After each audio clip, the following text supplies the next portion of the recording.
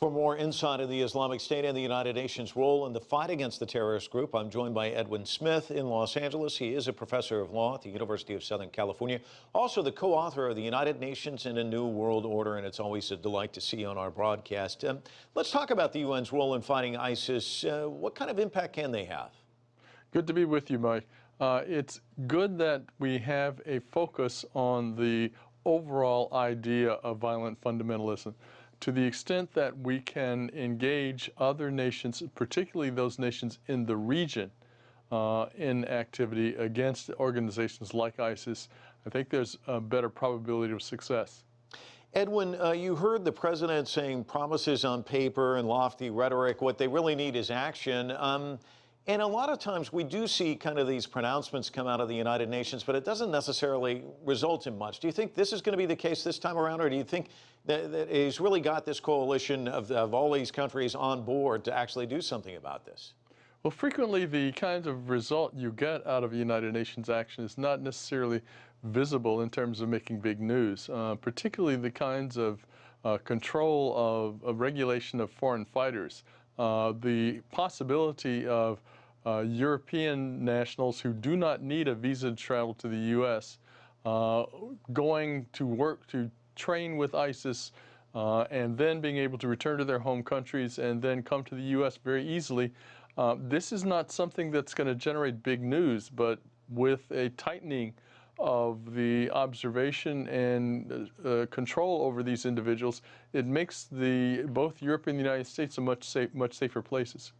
Edwin, you used the word train. The United States of America has spent billions training the Iraqi forces, and of course we saw them melt away when ISIS did their attack through Mosul and beyond. Ban Ki-moon talked about what can kill terrorism today. Wang Yi also talking about it. And the United States has been very forceful in using force, but it doesn't seem to be blunting things. I mean, they've taken out a lot of the leadership of al-Qaeda, and now we see ISIS forming. What is the answer? Well, it's not clear that there's going to be an answer. The problem isn't, I mean, it's hard to fight an ideology. Ideologies spread as ideas spread. But the specific use of force against the kind of infrastructure, the kind of financial support that ISIS has been able to gather, particularly the attacks today on the oil facilities that generate so much in terms of funding for ISIS. It is interesting that ISIS was able to get a lot of equipment from the Iraqi army, and they make a lot of films about how they're driving around these tanks. And they have all this equipment, but the point is they are not going to be able to maintain and use that equipment. The pictures will be nice, but it's not necessarily the case that they're going to be able to use tanks. And these are the kinds of things that U.S. force is adapted to attack.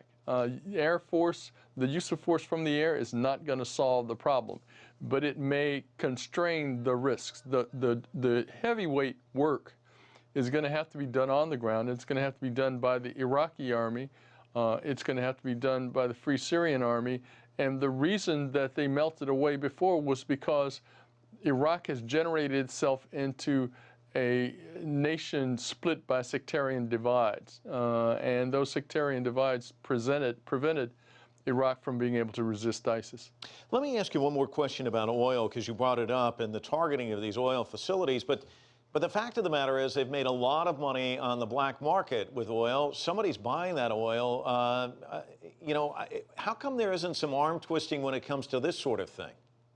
Oil is a very open market. It's difficult sometimes to trace the origins of the oil. Attacking the sources, the supply sources of the oil is going to be effective, and finding ways to keep track of the oil as it moves, but that's an extremely difficult thing to do. Anybody who knows the oil business will tell you that once it gets into the flow of commerce, it's quite difficult to keep track of oil that is illicit oil as opposed to valuable and licit oil. All right, Edwin Smith joining us from Los Angeles. Thanks so much.